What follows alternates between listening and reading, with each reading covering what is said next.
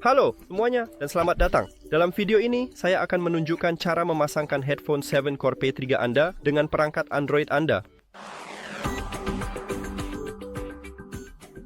Anda harus mulai dengan membuka pengaturan, lalu pergi ke perangkat yang terhubung. Sekarang klik pasangkan perangkat baru dan kemudian buka kotak pengisian. Ya, kini masuk ke mode pasangan otomatis. Tetapi jika tidak, tekan dan tahan tombol koneksi selama minimal 3 detik. Sekarang, apakah kita melihatnya?